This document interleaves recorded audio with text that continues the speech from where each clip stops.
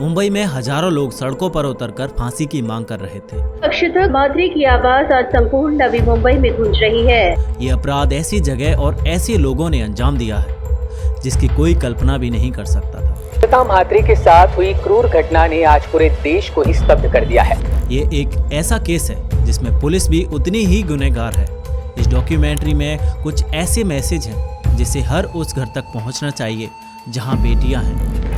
बात है जुलाई 2024 बेलापुर नवी मुंबई 30 साल की अक्षता म्हात्रे की जिंदगी में।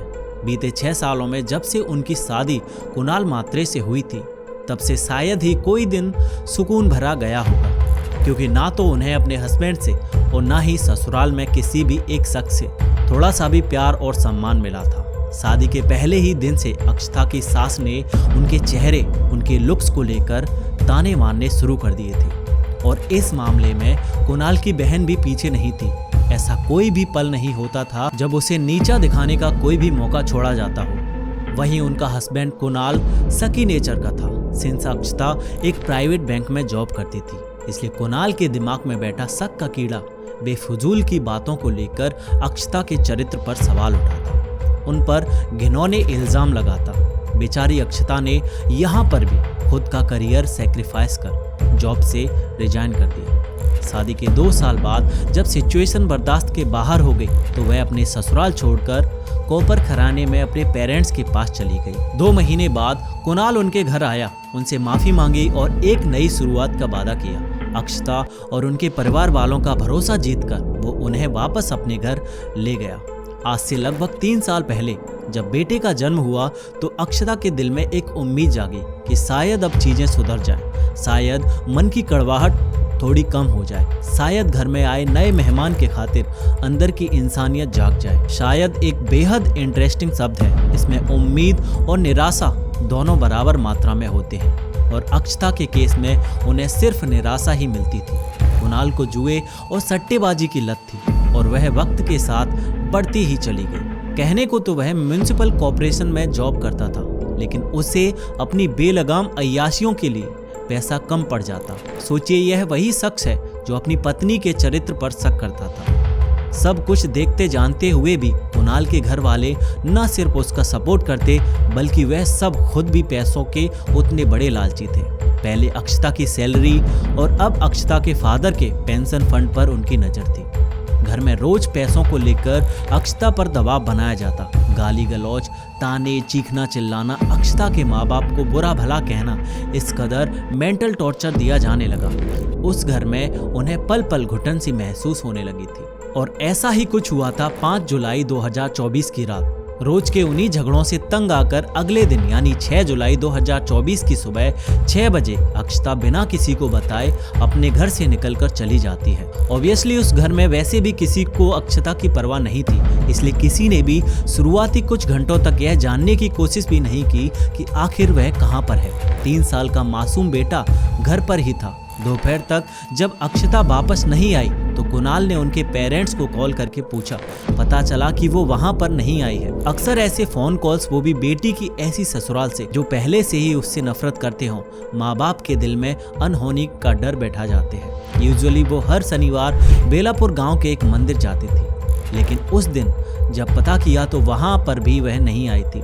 जब कोई भी सुराग नहीं मिला तो अक्षता के माता पिता और हस्बैंड कुणाल ने NRI कोस्टल पुलिस स्टेशन में मिसिंग रिपोर्ट दर्ज करवाई। हालांकि पुलिस ने भी गुमशुदगी के 24 घंटे बीत जाने के बाद ही FIR लिखने की बात कही। वहीं अक्षता के ससुराल वालों का रवैया काफी अजीब था, मानो उन्हें जरा सी भी परवाह ना हो। ना वो खोजने में कोई इंटरेस्ट शो कर रहे थे और ना ही पुलिस पर कोई एक्शन लेने का दबाव डाल रहे थे, और यही बर्ताव उनकी नीयत पर सवाल खड़े कर रहा था। लेकिन यह केस एक ऐसे मोड़ पर जाकर ठहरा जिसने ऐसे पहलुओं पर सवाल छेड़े जिनका जवाब अक्सर इस देश में एक बेटी के माता पिता के पास भी नहीं होता है। Welcome to the show, my name is Shivam and you are watching the case of Akshata Mhatre.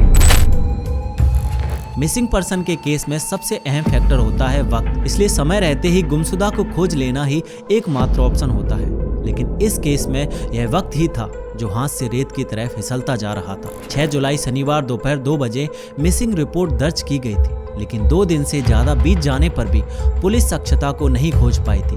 9 जुलाई दिन मंगलवार था। शेडाईघर पुलिस स्टेशन में एक कॉल आता है। यह कॉल कल्याण सलफाटा के गणेश घोल मंदिर में दर्शन करने आए एक शख्स का था, जिसे मंदिर परिसर में सीढ़ियों के पास खाई में एक महिला की लाश पड़ी मिली।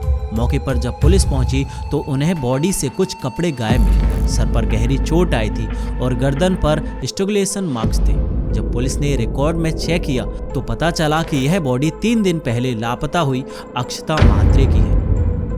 अक्षता न सिर्फ दुनिया छोड़कर जा चुकी थी, बल्कि उनका जिस्म आखिरी पलों में उनके साथ हुई हैवानियत की ओर इशारा कर रहा था। अक्षता का यह हश्र देख उनकी फैमिली पूरी तरह से टूट गई थी। आखिरकार उन्होंने अपनी बेटी को हमेशा के लिए खो दिया था। अक्षता का बेटा अनजान था कि उसकी जिंदगी की सबसे कीमती दौलत किसी ने छीन ली थी। अगले दिन 10 जुलाई को बॉडी पोस्टमार्टम के लिए भेजने के बाद पुलिस ने अक्षता के मोबाइल फोन से उनकी उस दिन की लोकेशन को ट्रेस किया। 6 जुलाई की सुबह 6 बजे अक्षता बेलापुर में अपने ससुराल से निकलने के बाद महापे के एक रेस्टोरेंट में नाश्ता करने के लिए गई। फिर 10 बजे वह कल्याण सिलफाटा के घोल गणपति मंदिर के लिए निकल गई। यह बात पुलिस ने उस रेस्टोरेंट एंड मंदिर के एंट्रेंस के अपोजिट सड़क के उस पार लगे सीसीटीवी कैमरा से वेरीफाई भी की थी। लेकिन सबसे हैरान करने वाली बात यह थी कि सीसीटीवी में अक्षता सुबह 10 बजे मंदिर में जाते हुए तो दिखी, लेकिन कभी भी उस रास्ते से बाहर निकलते हुए नजर नहीं आई थी, जबकि मंदिर के अंदर जाने और बाहर निकलने का वही एकमात्र रास्ता था। ऐसे में यह क्लियर हो गया कि हो ना हो कातिल इस पहाड़ी पर बसे मंदिर में रहने वाला ही कोई शख्स है। I am really shocked and मुझे यह समझ नहीं आ रहा था कि आखिर पुलिस ने यह सब उसी दिन क्यों नहीं किया जिस दिन वो गायब हुई थी। पुलिस की 3 टीमों ने इन्वेस्टिगेशन शुरू की। घोल गणपति मंदिर सिलफाटा नाम की पहाड़ी पर बसा। यह मंदिर चारों तरफ घने जंगल से घिरा हुआ है। इस मंदिर में बाकी मंदिरों की तरह भीड़ भाड़ नहीं होती। शहर की भीड़ भाड़ से दूर चारों तरफ शांत माहौल। शायद यही वजह रही होगी कि अक्षता ने उस दिन यहाँ पर आने का फैसला लिया, क्योंकि वो मानसिक रूप से वैसे भी थक चुकी थी। ऐसे में कोई भी शख्स मन को शांत करने के लिए कोई ना कोई तरीका खोज ही लेता है। मंदिर के मेन कंपाउंड तक पहुंचने के लिए आपको एंट्रेंस गेट से कई सारी सीढ़ियों को चढ़ना पड़ेगा। वह सीढ़ियां जंगल के बीच से होकर गुजरती हैं। पुलिस को मंदिर के अंदर एक और सीसीटीवी कैमरा मिला, लेकिन कैमरे का तार कटा हुआ था और तार के कट से यह साफ था कि किसी ने उसे जानबूझकर काटा है।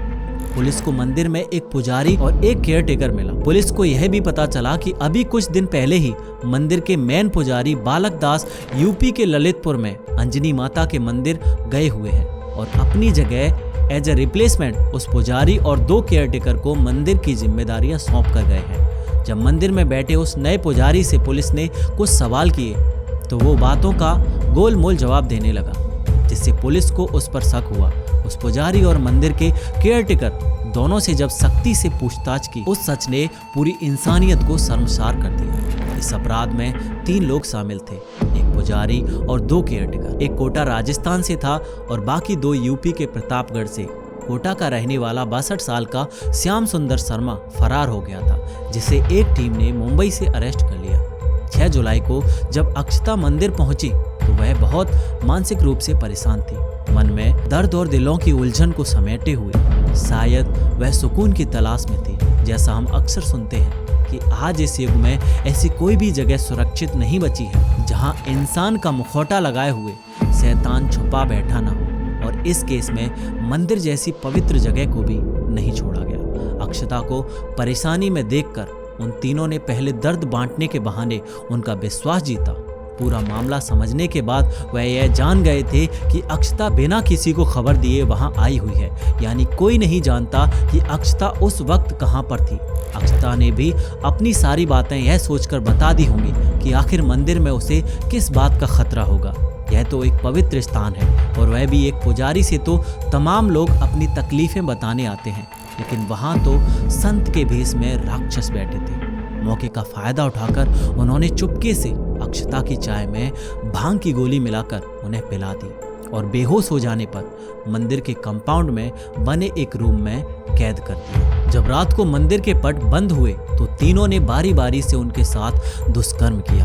अगले दिन 7 जुलाई की सुबह जब अक्षता को होश आया तो असहनीय दर्द से वह चीखने लगी। शोर सुन तीनों को पकड़े जाने का डर सताने लगा, इसलिए इन्होंने उसका सर बेरहमी से पटकना शुरू कर दिया और बुरी तरह पीटने के बाद गला घोंटकर उनकी जान ले ली। मंदिर जंगल से घिरा हुआ है, इसलिए तीनों ने डेड बॉडी को सीढ़ियों से नीचे खाई में फेंक दिया, यह सोचकर कि यहाँ कोई भी देख नहीं पाएगा और कोई ना कोई जंगली जानवर लाश को खा जाएगा। पोस्टमार्टम रिपोर्ट में head injury, blood trauma to chest and injury to genitals की बात सामने आई है। इन तीनों को अपने इस प्लान पर इतना विश्वास था कि वह अपराध को अंजाम देने के बाद वहां से भागे भी नहीं। फिलहाल 12 जुलाई को तीनों को अरेस्ट कर लिया गया है, लेकिन हजारों लोग सड़कों पर अक्षता को न्याय दिलाने के लिए केस को फास्ट कोर्ट में चलाकर तीनों को जल्द से जल्द फांसी देने की मांग कर रहे थे। जब पुलिस ने इस मंदिर के असली पुजारी बालक दास को फोन किया तो वह उस वक्त ललितपुर से अयोध्या जा रहे थे। जब उनसे इस बारे में पूछा गया तो उन्होंने कुछ यह जवाब दिया। नहीं, हम किसी को रख के नहीं गए थे साहब, तो अचानक में आ गए। और हमको जाना था, हम बोला चलो ये पंडित लोग हैं संभाल लेंगे मंदिर। हम कुछ उनको जानते नहीं है, वो तो कुंभ मेला में ऐसे कभी मिल जाते हैं। इलाहाबाद प्रयागराज कुंभ मेला लगा था, वहाँ ऐसे कोई भी नंबर ले जाता है और हमारी कोई पहचान नहीं। उन्होंने यह भी कहा कि ना तो उन्हें नशीली दवा के बारे में कुछ भी पता है और ना ही उन्होंने उस कमरे की चाबी किसी को दी है जिसमें अक्षता को कैद कर रखा गया था। लेकिन एक सवाल जो खटक रहा था वो यह है कि आखिर बिना जान पहचान के उन्होंने इतने बड़े मंदिर की जिम्मेदारी यूं ही अनजान लोगों को कैसे दे दी। कई लोगों ने पुजारी बालक दास को भी इन्वेस्टिगेट करने की और इस लापरवाही के लिए सजा भी देने की मांग की। पूरे केस में पुलिस का रुख भी बेहद शर्मनाक रहा। एनआरआई कोस्टल पुलिस अगर लापरवाही न दिखाती और एक्टिवली रिस्पॉन्ड करती तो शायद अक्षता आज हमारे बीच होती। आखिर सीडीआर और लोकेशन ट्रेसिंग पर पुलिस ने उसी दिन से काम करना शुरू क्यों नहीं किया। इनफैक्ट 6 जुलाई की दोपहर को अक्षता ने अपनी एक फ्रेंड को कॉल भी किया था और उस ट्रॉमा के बारे में भी शेयर किया था जिनसे वह गुजर रही थी। एंड उन्होंने यह भी कहा कि वह अब अपने पेरेंट्स के घर भी नहीं जा सकती क्योंकि उनके इन-लॉज फादर के पेंशन फंड की डिमांड कर रहे हैं। पुलिस चाहती तो बड़ी आसानी से समय रहते कॉल डिटेल से पता लगा सकती थी कि इन्होंने इस दिन कब किससे और कहां बात की, लेकिन पुलिस ने ऐसा कुछ भी नहीं किया। उल्टा अक्षता के पेरेंट्स और उनकी बहन कोमल ने दिन में पुलिस स्टेशन के कई चक्कर लगाए, उनसे रिक्वेस्ट की, लेकिन पुलिस पूरी तरह से अंधी और बहरी बनी बैठी रही। अक्षता की बहन कोमल ने बताया कि ना तो पुलिस ने घर वालों से फोन की लास्ट लोकेशन शेयर की और ना ही सीसीटीवी फुटेज दिखाई। इस केस में मुजरिम सिर्फ वो तीनों नहीं बल्कि अक्षता के हस्बैंड, उनके इन-लॉज भी हैं जिन्होंने जीते जी हर दिन उन्हें तिल तिल कर मारा। दुख की बात यह है कि अक्षता के ससुराल वालों को उस 3 साल के बच्चे की भी परवाह नहीं थी। आखिर उसका क्या दोष था। कुणाल और उसके परिवार ने यह तक नहीं सोचा कि जिसे वह इतना टॉर्चर कर रहे हैं वह आखिर एक बच्चे की माँ है। अगर सबसे ज्यादा किसी ने कुछ खोया है तो वह बच्चा है जो इतना छोटा, इतना मासूम है कि शायद उसे अभी इसकी समझ होगी।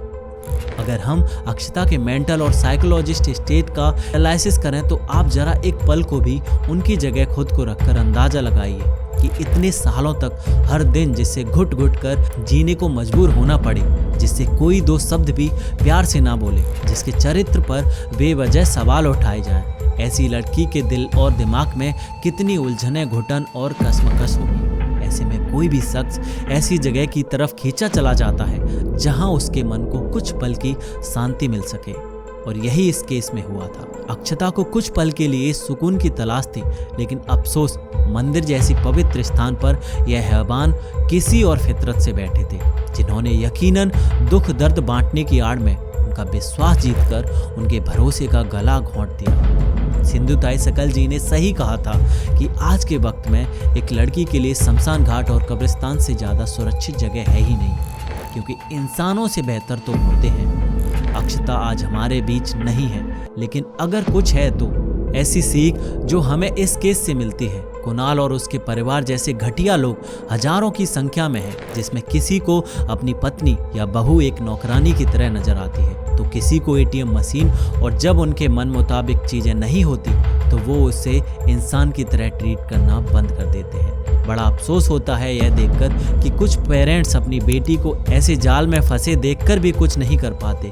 कुछ इसे भाग का खेल बताकर अपनी शादीशुदा बेटी की जिम्मेदारियों से पल्ला झाड़ लेते हैं। माना कि आपकी बेटी की शादी हो गई है, लेकिन है तो आपकी ही औलाद। माना कि कुछ फैसलों का सही या गलत होना किस्मत पर डिपेंड करता है, लेकिन गलत फैसलों के साथ जिंदगी भर कॉम्प्रोमाइज़ करने को सॉल्यूशन मान लेना यह कहाँ तक सही है। दुनिया में बड़ा ही इनबैलेंस है। जहाँ बेटियाँ अच्छी हैं वहाँ दामाद और ससुराल बुरी निकल गई, और जहाँ दामाद और ससुराल शरीफ हैं ऐसे परिवार में कद्र करने वाली बेटियाँ की शादी नहीं हुई। इंसान की मानसिकता आज इतनी विकृत हो चुकी है कि उसने मंदिर का भी लिहाज नहीं किया। इसलिए मेरी आप सभी से रिक्वेस्ट है कि चाहे आप किसी भी धार्मिक स्थल में हो, प्लीज़ किसी अनजान व्यक्ति पर यूं ही विश्वास ना करें। हमेशा सतर्क रहें, अपने हालातों, अपनी परेशानियों को अपरिचित लोगों से शेयर करने से बचें, क्योंकि आप नहीं जान सकते कि दर्द बांटने के नाम पर कौन आपकी कमजोरियों को भांपकर उसका फ़ायदा उठा ले। अगर आप मेरी इन बातों से थोड़ा सा भी ताल्लुक़ रखते हैं तो प्लीज़ कमेंट कर अपनी राय जरूर बताना। हम उम्मीद करते हैं कि अक्षता के गुनहगारों को कड़ी से कड़ी सज़ा मिलेगी। तो ये था आज का केस। अपना और अपने परिवार का ध्यान रखें। जल्दी मिलते हैं अगले केस के साथ, और ढेर सारा प्यार और सपोर्ट देने के लिए दिल से thank you. And please channel को सब्सक्राइब जरूर करें। आप लोग चैनल को सब्सक्राइब नहीं करते, सिर्फ 3% लोगों ने सब्सक्राइब कर रखा है, 97% सिर्फ देखते हैं लेकिन चैनल सब्सक्राइब नहीं करते। तो प्लीज़ चैनल को सब्सक्राइब करें। आपके लिए तो ये फ्री है, हमें इससे बहुत सपोर्ट मिलता है।